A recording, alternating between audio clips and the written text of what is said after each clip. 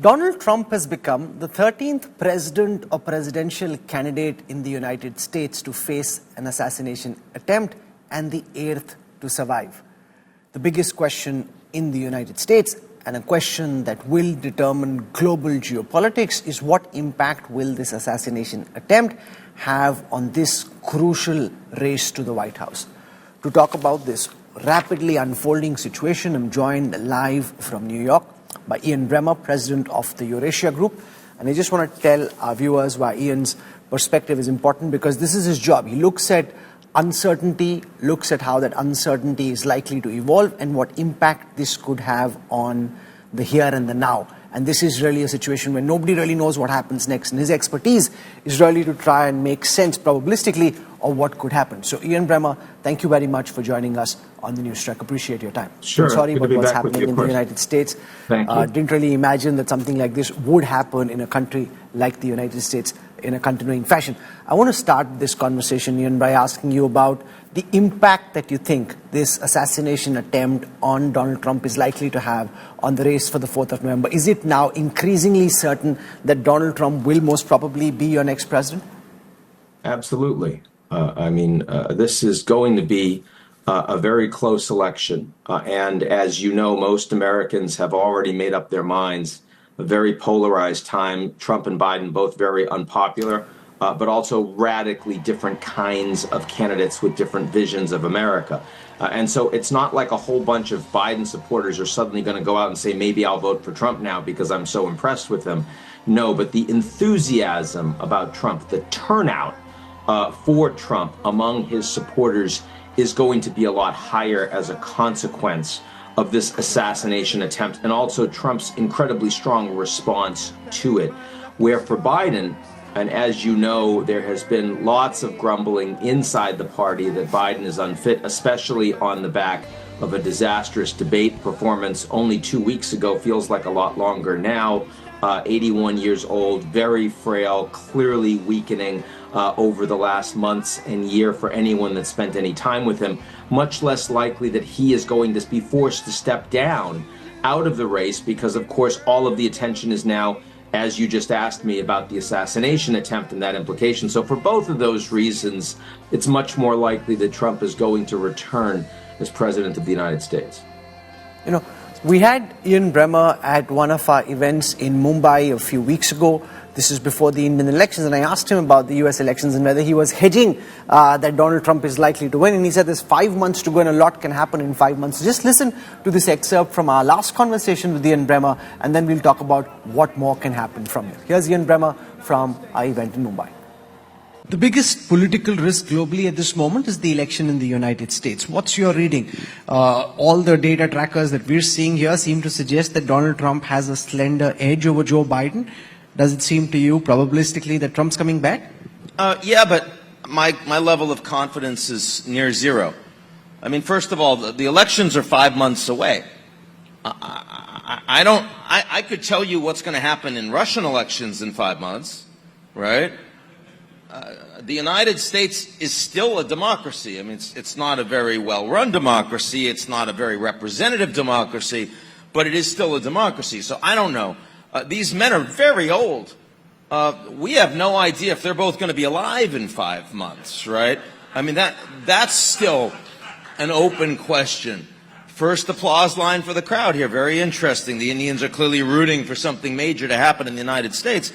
I'll tell you, we don't know. We don't know. But what we do know is that this election matters a lot. And it matters a lot for the future of U.S. democracy. And it matters a lot for foreign policy in an environment where there are major wars going on, major tensions going on. The future of the United States is far more uncertain on the back of this election than at any point in your and my lifetimes. Mr. Bremmer, in that last conversation we had, when I pressed you about whether Donald Trump had an edge, whether he would keep increasing the lead over Joe Biden, you were hedging. You were saying that there's still a lot of time to go to November and a lot can happen. From where we've reached, given all the uncertainty at play, what are the other scenarios that you're looking at? What else could potentially happen in this hugely unpredictable race? Well, as you'll remember, you and I were visiting together in Mumbai with a different race on our mind. It was the Indian election, with the final results just about a week away. And at that point, I was saying that there are going to be surprises, and that anyone that thinks that this race is over is really kidding themselves. Now, since then, pretty much everything that could go wrong for Biden has gone wrong. As I said, this was probably the worst debate performance that I've seen in my lifetime in a U.S. presidential campaign. It wasn't that Trump won. It was that Biden lost. He was just unable to appear that he could run the country for another 4 years. And really, there's no one that supports Biden at this point that thinks that this man could be president and effective at 86 years of age, which is what he would be at the end of a second 4-year term. So there were enormous calls for him to leave. And then, of course, you had the shock of the first assassination attempt since 1981 against then President Ronald Reagan, this close to killing Trump. And then you wouldn't be asking me if Trump is going to win. You'd be asking me who's going to take over the Republican nominee now that Trump is dead. That very easily could have happened. So, I mean, look, the fact that we have this kind of violence in the U.S. election, the fact that we have so much anger, so much disinformation. As I said, I believe that you can now make a much stronger bet that Trump is going to win than you could have when we saw each other a couple of months ago. But I also recognize something that we need to talk about, which is that there are a lot of democracies in the world today, yours in India, the European Union just had their elections, Indonesia this year, Mexico, all over the world, the United Kingdom. And yet the United States is the one major democracy that is truly in crisis, its political system. 75% of Americans say that they believe that democracy is at stake in this election in November. But as you know, they don't agree on why. They think it's the other side. The Trump supporters think it's Biden that's destroying democracy, that he's the one that is illegally trying to imprison their former president. He's the one whose rhetoric is responsible for the assassination attempt. They believe that. And the Democrats supporting Biden believe that Trump is a dictator who wants to end democracy in the U.S. So the stakes are incredibly high.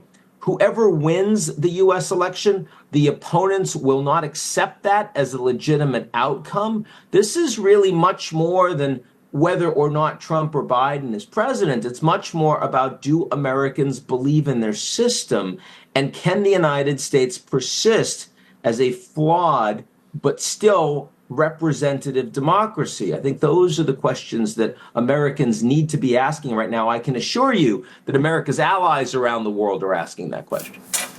There is so much pressure from within the Democrats and even from well-wishers, funders, celebrities on Joe Biden to step aside, given his age.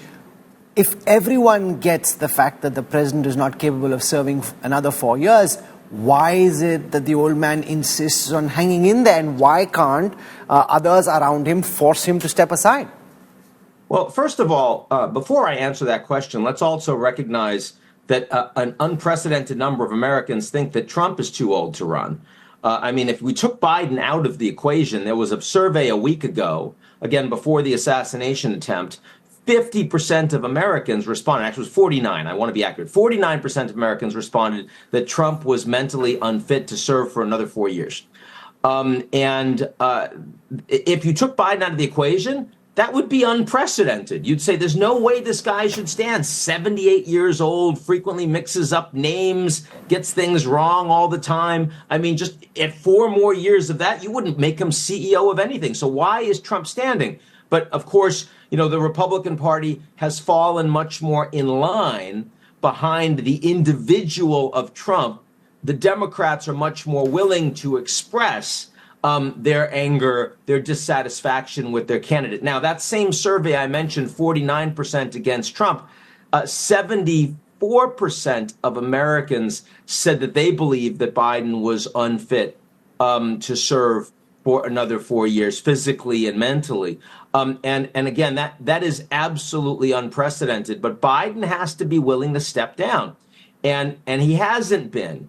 And you know, the people that have been talking about it, It's not as if it's been a secret. I mean, every head of state and CEO I talk to that's been meeting with Biden over the last year and a half has spoken in various ways about how he has slowed down. In the last week in the NATO summit in the U.S., I had leaders telling me that the last time that he met with Biden, Biden didn't recognize him. This is someone that's met Biden dozens of times. Biden didn't recognize him. And that he's, he doesn't hear well, and that he sometimes, sort of zones out during a meeting. I mean, that's not okay to be president. And you're right. A lot of people have been working to try to convince Biden to step down. Certainly, Obama and his advisors quietly. Nancy Pelosi, the former speaker, a little less quietly. George Clooney, but he came out because of a fundraiser in California, and everyone at that fundraiser knew that Biden was just not with it, but no one said anything except for the right wing using it to weaponize the Trump election against Biden. And so the Democrats were defensive, and they circled the wagons, and they said, no, he's just fine. So I think a combination of loyalty to Biden, Biden's stubbornness, and also the fact that there's so much disinformation on both sides that gets weaponized in this deeply dysfunctional and very long election has made it possible for Biden to still stand in. I want to be clear. I think Biden is very likely to lose. I think if he were to stand aside, another candidate, most likely, almost certainly Kamala Harris, the vice president, because that's who everyone would get behind around Biden, would have a better chance of beating Donald Trump. Is that better chance 50%? No, not right now. Now, Donald Trump has picked J.D. Vance, the Ohio senator, as his running mate and potential vice president. Of the options that were on his plate, what do you think J.D. Vance's selection suggests about the kind of presidency Donald Trump hopes to run? Yeah, I'm not surprised about that. I was with our friend Fareed Zakaria over the weekend and said I thought Vance was going to get it. And I'll tell you why. Back when Trump was running for president the first time, he didn't think he was going to win. And he knew that he needed a vice president that was going to make him seem more acceptable to a larger number of voters. Someone he didn't necessarily like or respect that much, but nonetheless, he shored up the evangelicals. He was, sort of an adult. He was senior. He had gravitas. The Republican establishment liked him. And of course, I'm talking about Mike Pence. Now, if Biden were concerned that he needs to win, then you'd pick either a moderate businessman like Doug Burgum from North Dakota, Tim Scott from South Carolina, the outspoken senator who is generally liked by most of the Republican establishment. Or if you really want to win and don't mind that there's going to be disagreement at the top of the ticket, then you pick Nikki Haley, who would get lots of independents to turn out, would certainly increase the likelihood that Biden gets thumped in the election. But if you already think you're going to win, and you want to go with the person who is most like you, who is most capable of driving your agenda, then you go with J.D. Vance. And Trump has confidence that he's going to win. 39-year-old guy who used to say that Trump was, essentially like Satan. He once referred to Trump as America's Hitler, said he was cultural heroin for the American working class. He described himself as a never Trumper, said he was even thinking about holding his nose and voting for Hillary. This is J.D. Vance, right? This isn't a Democrat. And now he's on Trump's ticket. But the thing about J.D., he's very capable. He's very smart. And he is also most willing to hitch his wagon effectively. He's incredibly politically ambitious. He doesn't have any ideological true north. He's very like Trump in that regard. He wants to win. And for Vance and for Trump, it's not about leading the country. It's about winners and losers. And that's the enemy side is your enemy. It's not about public service and bringing the country together. It's about winning at any cost. And it doesn't matter who gets in your way. You knock them down. And I think I know that Trump said that he was going to, after the assassination attempt, give a more unity speech. And I wouldn't be surprised if he does that. You'll remember his first State of the Union back in 2017 was also a unifying speech. It lasted for exactly as long as the teleprompter did, and then he went back to Trump. I think that's what we're going to see here. This is going to be an incredibly divisive ticket. It is going to lean in to making America great again themes, MAGA themes, and America First themes. And it's going to be incredibly polarizing.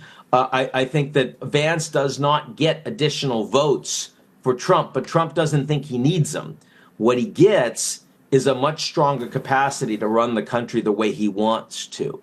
And that's what I think. So let's spend some time there, because you're saying it's now increasingly likely that Donald Trump will be president again. From the moves he's made in public and from all his statements, what's your best understanding of the kind of president he's likely to be in his second term? And I want you to explain this in the context of U.S. governance and policy in the first instance, and then we'll come to the rest of the world.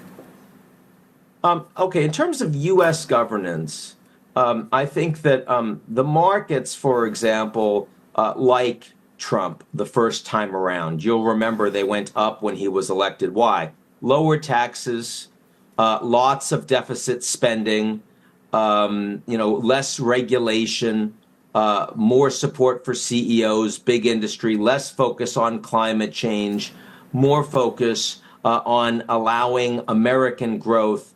Also significant U.S. industrial policy. That is the orientation from a policy perspective. I do think that on the difference with a second Trump administration is that Trump feels much more vindictive this time around. He's been impeached twice, indicted dozens of times, convicted on 34 felonies, and now has faced an assassination attempt. And he blames the Democrats for all of that. He blames them personally. He thinks it's wrong. He thinks what they're doing is illegal. They're politicizing their power. He blames the left-wing media for that, who he refers to as enemies of the people. And I think one of the other things he will do in terms of governance will be to go after those people, to make them into priority enemies. And that means that he will try to politicize and weaponize the Department of Justice, the IRS, and the FBI, which does potentially lead to a new McCarthyism in the United States, which also considerably strengthens the incumbent party. And this is where you get, Project 2025 that a lot of people have been talking about, and the desire to ensure that the bureaucracy in the U.S. government is politically loyal to Trump. So a big change, and those things will undermine rule of law in the United States. Is there likely to be a stronger pushback to a Trump presidency in his second term? Because this time everyone knows that he can be around only for 4 more years. The first time around was all unpredictable, unexpected, and therefore no one had their instincts or thought through how to respond. Do you think there'll be a stronger pushback against any potential Trump excesses this time around? Let's remember that a lot of the pushback came from inside the Trump administration. And so the question will be, will he allow the kind of professionals that don't agree with him and a lot of what he wants to do in the inner circle? I think it is less likely. I think he's learned more lessons over 4 years of governing. You've seen that in the campaign. He's running a much more disciplined campaign this time around than he did before. I suspect that will also play through in terms of governance. Now, more broadly, if Trump wins, it is quite likely that he's going to have a majority in the Senate. By the way, that would be true if Biden wins anyway, because the seats that are up in the Senate this time around, remember, it's only 1/3 of the seats every 2 years for 6-year terms. These seats are more vulnerable for the Democrats, so they likely have the Senate. They might get rid of the filibuster. You now have a Supreme Court that has just ruled that any official act by the U.S. president has impunity, according to the court, and he's likely to have the House. So, the ability for there to be checks and balances on power of Trump will be much more limited in 2025 than they were back in 2017. What could a potential Trump presidency mean for India and for the rest of the world? How is Trump 2.0 likely to be different from the first version that we saw? You may remember, you and I have spoken about this on a couple of occasions now. I think that India is one of the few countries in the world that is actually in a very good position with the United States, irrespective of who wins.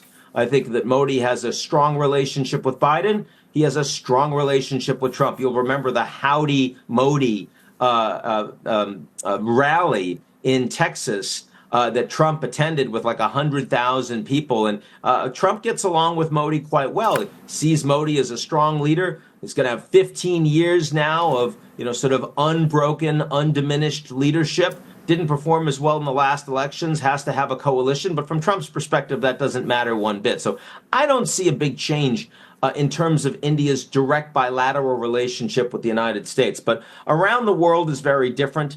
The biggest thing I should mention is that Trump really focuses on tariffs as a tool of U.S. policy. He focuses on trade balances. He wants to have a 60% tariff on all Chinese exports to the United States and a 10% tariff on all goods coming into the U.S. from around the world. The Peterson Institute in Washington, D.C., nonpartisan economic group has said that if that was implemented, it would have a 1.8% negative impact on American GDP in the first year. That's pretty significant. So, that would be the biggest near-term impact from foreign policy globally from Trump. Also, the person driving that policy is Robert Lighthizer, former U.S. trade rep under Trump in the first term. He's from Ohio. He's been a big supporter of J.D. Vance, who's also from Ohio. I think it's very likely that Lighthizer becomes Secretary of Treasury now, so that makes these policies more likely to be implemented. More broadly, Trump is a unilateralist. He's not isolationist, so he doesn't like the European Union because it's a multilateral grouping that he thinks can beat up on the United States, and they're stronger in numbers. He liked Brexit. He wants Frexit. He likes Orban from Hungary, likes the Eurosceptics, Le Pen from France. So that'll be a huge tension with European leaders. He also wants the Americans to end the war in Ukraine. J.D. Vance, as well, strongly opposes any further aid to Ukraine. The Republicans, as a party, want to keep that aid going. He wants a ceasefire. Certainly, he'll be more oriented to talk to Putin immediately once he wins the nomination. So let me pause you for a second to spend a little bit more time on the Russia-Ukraine war. If Trump does what you're saying, which is to cut off funding, put pressure on NATO, not be as friendly with Zelensky and Ukraine, how could that impact the future of the Russia-Ukraine conflict?